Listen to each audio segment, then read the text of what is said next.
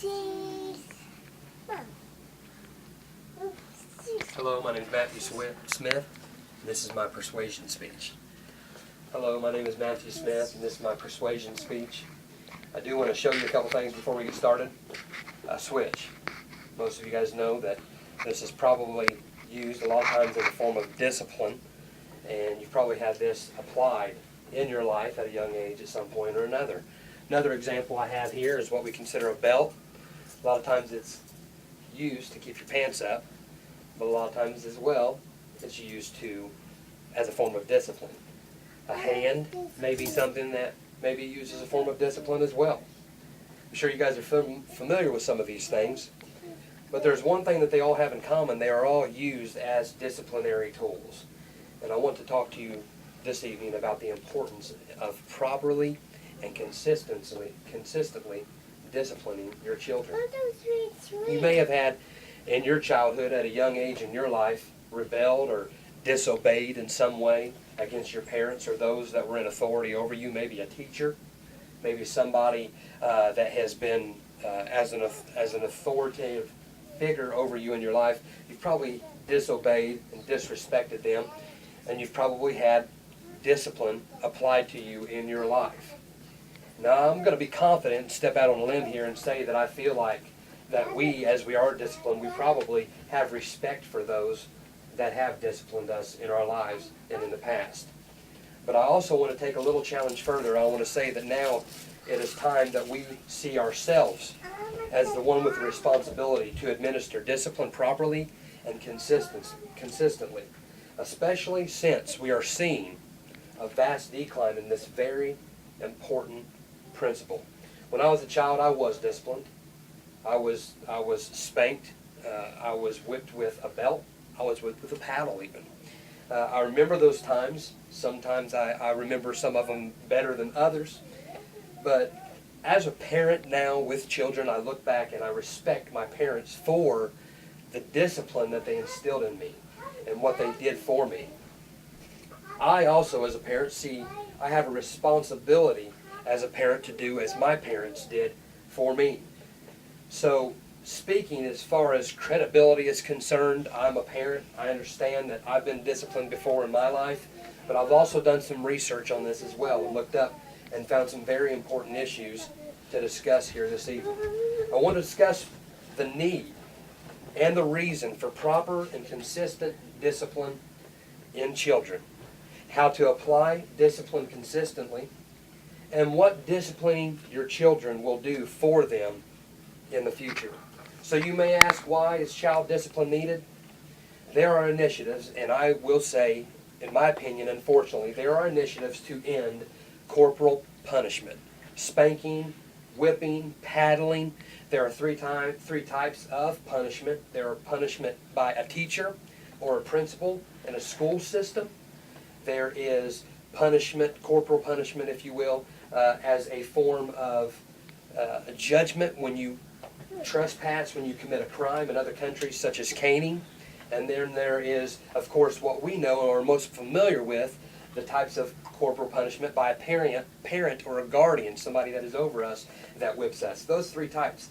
And there are initiatives and groups and individuals of people that are trying to end corporal punishment completely. They want to end this completely. Global Initiative to End All Corporal Punishment of Children is an initiative that was established in April of 2001. And their initiative is indeed to end corporal punishment completely.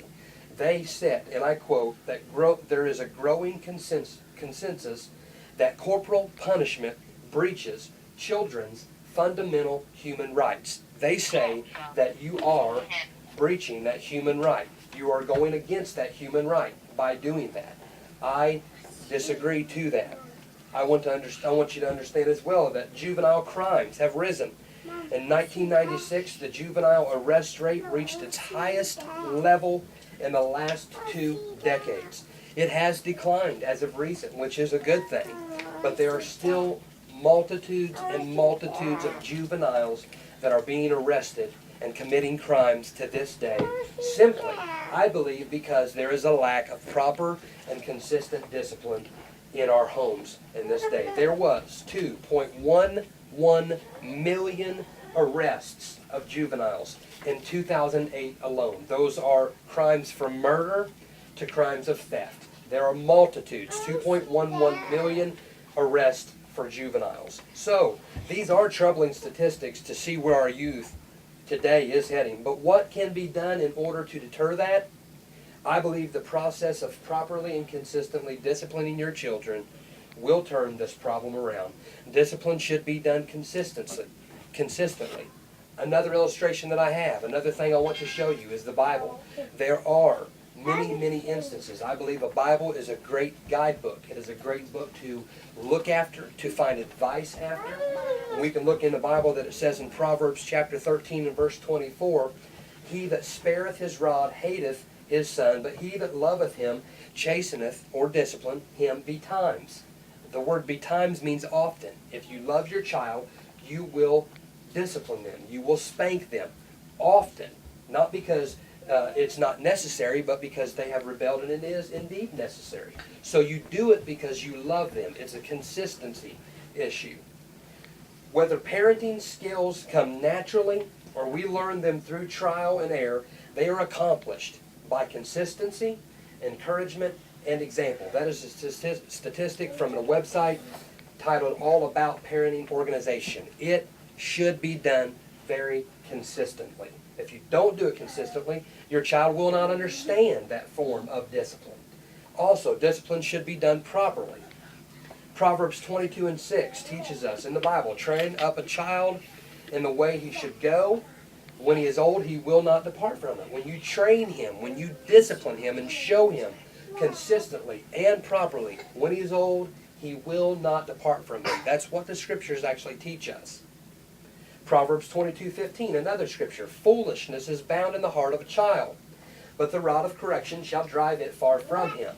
And using the scriptures, we realize that there is a consistency to do wrong. There is a disobedience. It is in that heart. It is in that will. I believe as a parent, we have a responsibility. We are required to break that will, and by means necessary. If it is a spank, if it is a paddle, if it is a timeout chair. There is not a cookie-cutter way of disciplining your children. It should just be done consistently, and it should be done properly. Reverend Jack Hiles, a preacher in a Baptist church who has over 50 years in ministry, he made this statement: "A child will learn to associate wrong with punishment and thereby flee from it. They realize that there's punishment for doing wrong, they will flee from it." That is lacking in our society and this generation we live in. Young people, juveniles, are not associating punishment with wrongdoing, and so therefore they are wrongdoing. There's a distinct difference in a child abuse versus child discipline. I believe there is a distinct difference. I want to emphasize that. There's a consistent way, there's a proper way to discipline your children. We see instances, it is not abusing a child if you do it the right way, what the scriptures teach us, by a form of consistent and proper discipline. You may say that it's hard to discipline your children, but you finally realize the need for it to be done. So what happens next? In closing, I want you to understand there's benefits in child discipline. You as a parent or guardian, you reap the benefit by seeing them grow up with discipline and respect. Number two, the child reaps the benefit by having the proper discipline given to him growing up. I can vouch for that, as I thank my parents for the discipline they've taught in me.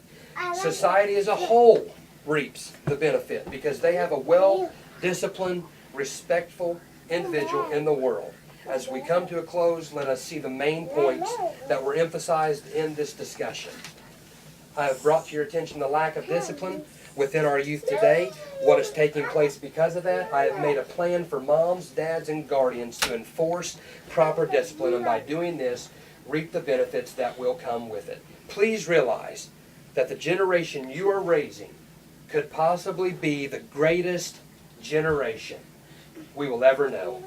And it's up to you. I've had my 2 and my 3-year-old in here with me, and they've been quiet because I've showed the discipline by example. Thank you.